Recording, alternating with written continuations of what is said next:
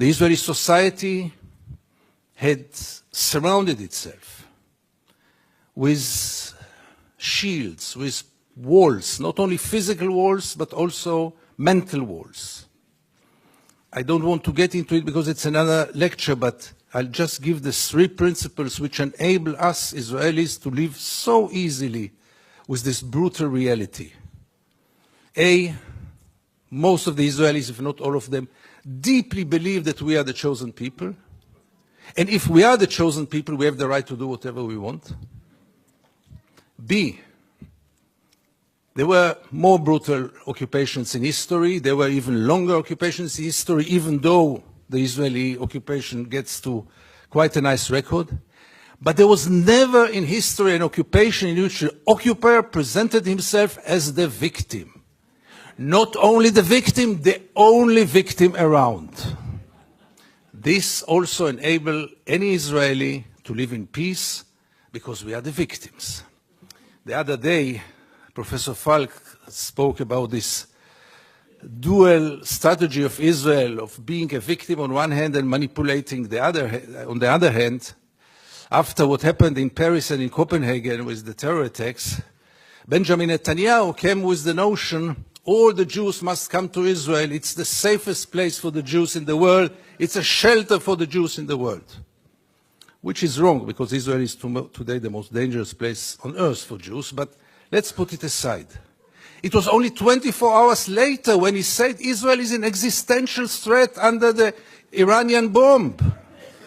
And I asked myself, how can you dare call Jews to come and to join this suicidal project when the Iranians are going to bomb us?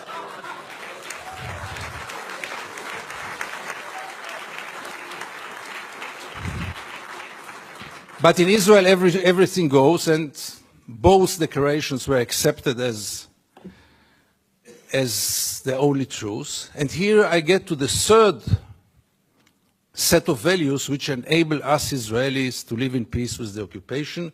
And this is maybe the most crucial one and the worst one. We say victimization, we say chosen people. When I say victimization, it goes without saying we have to mention the Holocaust and the unforgettable Mrs. Golda Meir that the American jury had exported to Israel. She said once, this unforgettable woman, that after the Holocaust, the Jews have the right to do whatever they want. But the 3rd set of values is the most dangerous one, and this is the systematic dehumanization of the Palestinians, which enable us Israelis to live in peace with everything, because if they are not human beings like us, then there is not really a question of human rights. And if you scratch under the skin of almost every Israeli, you will find it there. Almost no one will treat the Palestinians as equal human beings like us. I once wrote that we treat the Palestinians like animals, and I got so many protest letters from animal rights organizations. Rightly so. But by the end of the day, how many Israelis did ever try for a moment to put themselves in the place of the Palestinians for a moment, for one day?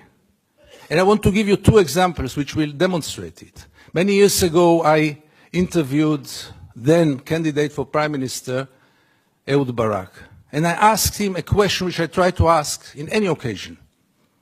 Mr. Barak, what would have happened if you would have been born Palestinian? And Barak gave me then the only honest answer he could give me. He said I would have joined a terror organization. What else would have he done? Would he become a poet? He doesn't know to write poems. Would he become a pianist? He's quite a bad pianist, and I doubt if he would have become a collaborator, because he is a fighter. And it became a scandal, because how can you dare to put Ehud Barak to think what would have happened if he would have become a Palestinian? And the second incident, briefly, Second Intifada, the city of Jenin, the most closed city in the West Bank, real total siege. I go out from Jenin, I come to the checkpoint, a Palestinian ambulance is parking there with the red lights. I stand after him. No cars can get out of Jenin in those days. No cars can get in. And I wait. The soldiers are playing backgammon in the tent. Usually I know myself. It's better that I don't get into confrontation with the soldiers because it always ends up very badly. So I stayed in the car. But after 40 minutes I couldn't take it. And I went out to the car. From the car, I went first to the Palestinian ambulance driver and I asked him, what's going on? He told me that's the routine. They let me wait 1 hour until they come and check the ambulance. And I couldn't take it anymore. And I went to the soldiers. It became a confrontation. But the question that I asked them, which really brought them to direct their weapons toward me, was one.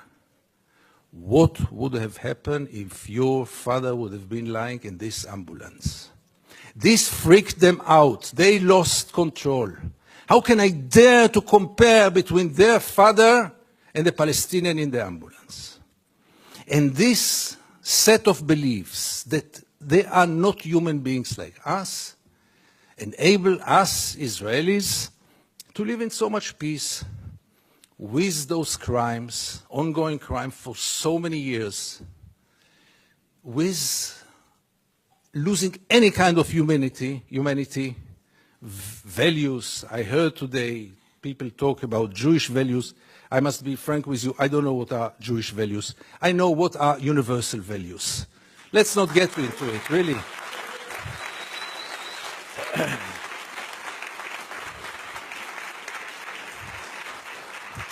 There are very clear universal values.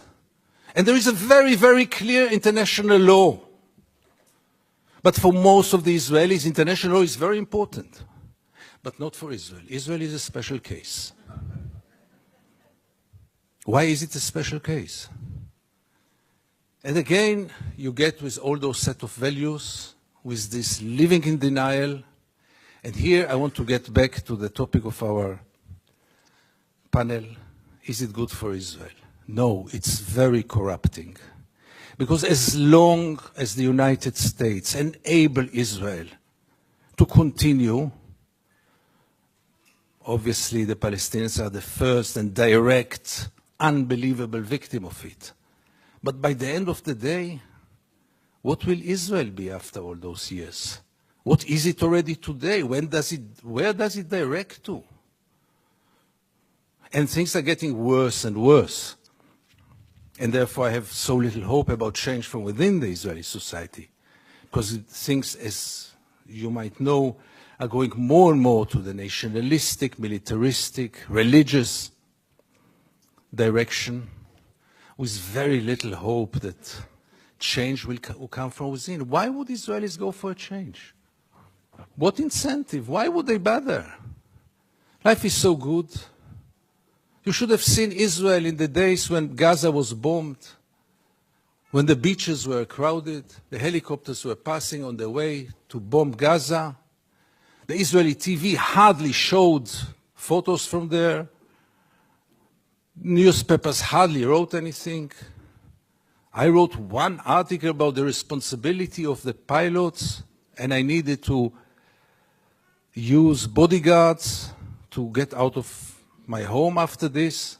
The problem was, by the way, that the bodyguards were settlers, and they argued with me all day long until I saw that I'm much more secure without the bodyguards rather than with them.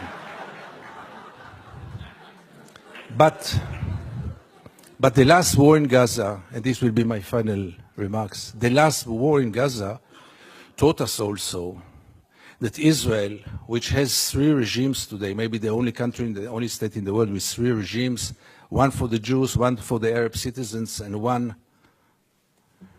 an apartheid regime in the West Bank and Gaza, one of the most brutal and cruel tyrannies in the world. But even for the facade, even for this democracy, which I always thought is a democracy for its Jewish citizens, I realized last summer that it is a democracy for its Jewish citizens, but only if they think like the majority. And therefore, and by this I want to conclude, I want to tell you all that few of us, very few, much too few, but few of us are looking to the West, Europe, and then United States, with a great hope because we lost hope in Israel. Thank you very much.